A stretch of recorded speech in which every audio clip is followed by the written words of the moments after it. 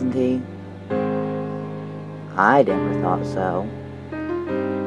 He somehow ended up in a bag of trinkets and knickknacks that I bought from a local thrift store. I don't recall picking him up or putting him in with my purchases, but nevertheless, there he was when I got him home. He appears to be made completely of wax, except for the badly glued on fur and the stuffed animal head.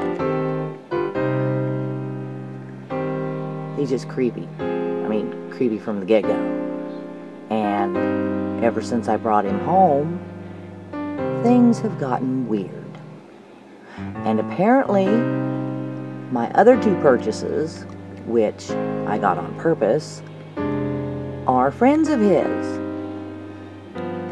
There is our little doll, who I'm just going to call Maisie, because she looks like a Maisie. And then there is this. I thought it looked adorable from behind, but then I turned it around and saw the horrid little face someone has drawn on it in the past at one time or another. And apparently these three, let me back up so you can see better, they get together at night and have little conversations. I've heard whisperings and chuckles and giggles as of children playing hide and seek all through the night. I mean, I have a hard time sleeping of a night as it is, and I just wondered, where is this coming from? And as soon as I would get up and start going through the house and checking where the noise was coming from, it would stop. And nothing like this happened before. So our little ringleader here has apparently brought some kind of bad vibe along with him.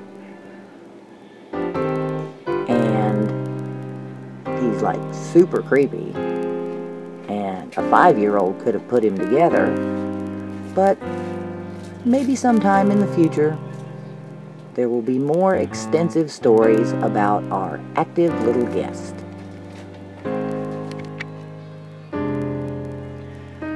My little purchase from a local thrift shop in hand, I scurried home for a relaxing evening. I took my time over dinner, and after cleaning up in the kitchen, went to look over my new purchases. The first thing I noticed was that the box seemed more full than it was when I left the shop.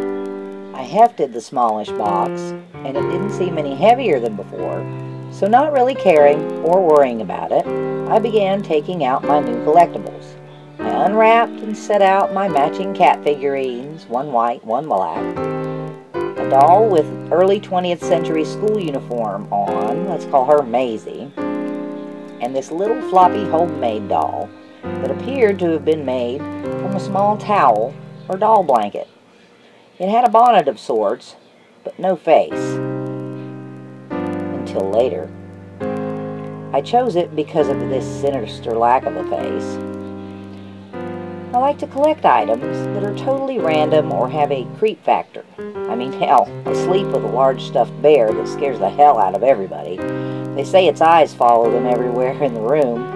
It makes me laugh, so of course I sit it out as much as possible. I have a very macabre sense of humor, and I make no excuses for it, nor do I hide it just to please anyone else. None of my family or friends completely understand it, but have learned to live with it, because I'm sure as hell not going to change just to make them happy.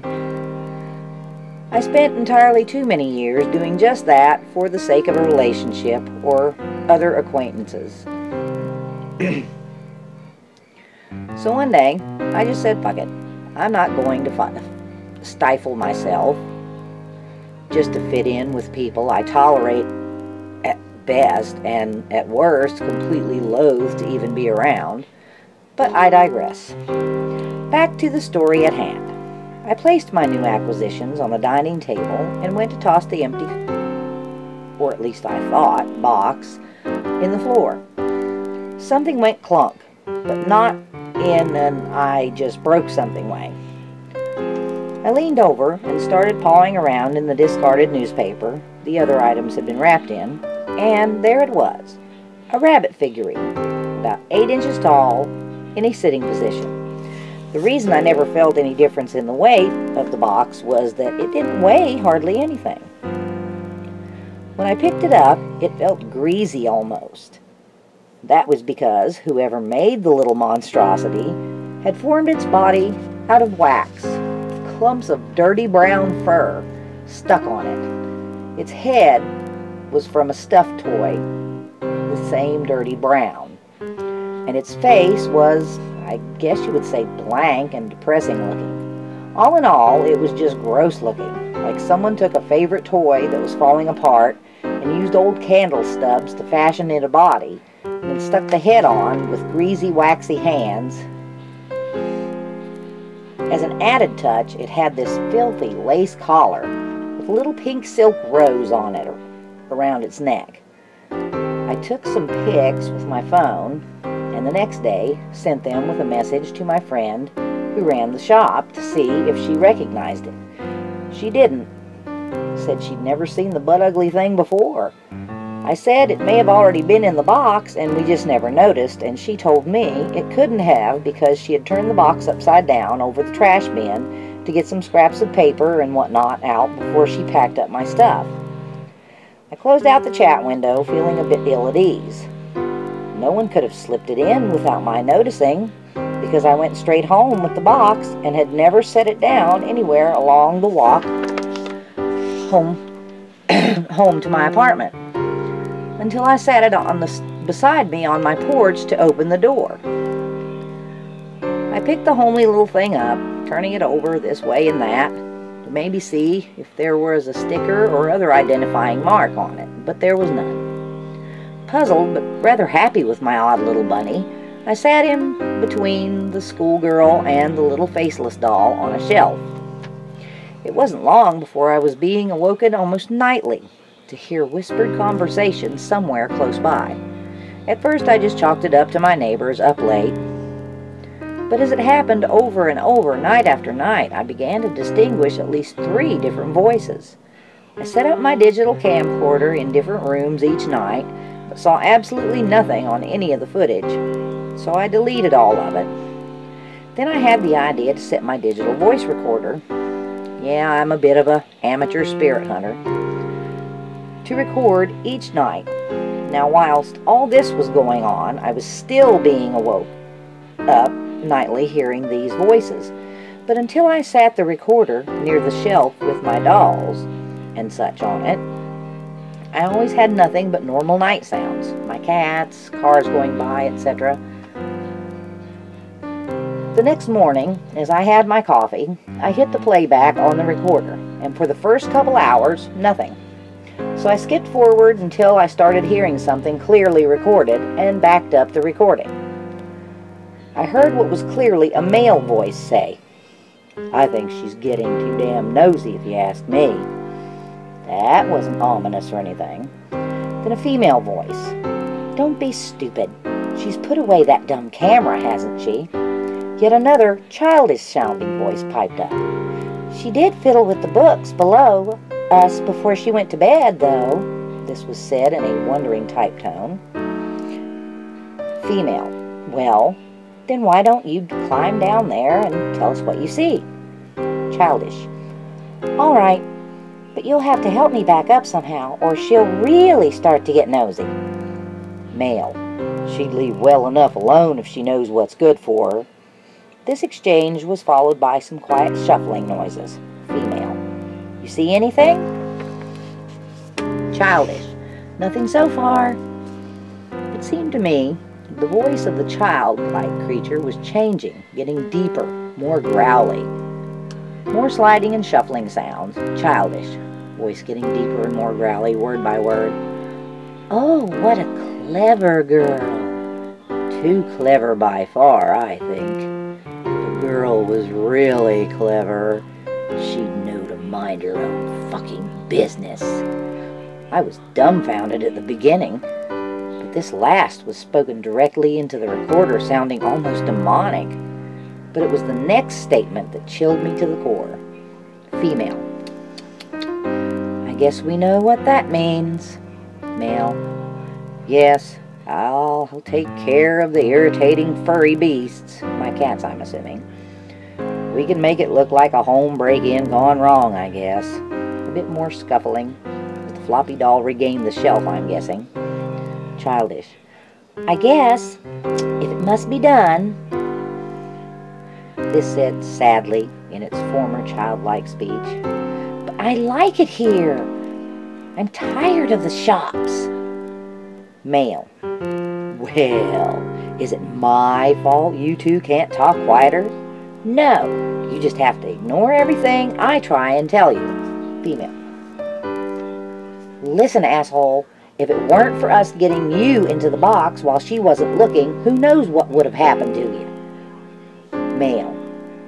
Big fucking whoop. I'd have found a way. Childish. Stop it, both of you. So it's settled. Tomorrow night, when we're sure the nosy bitch is asleep, we'll get it done. Then back to cute child. I hate to have to move again.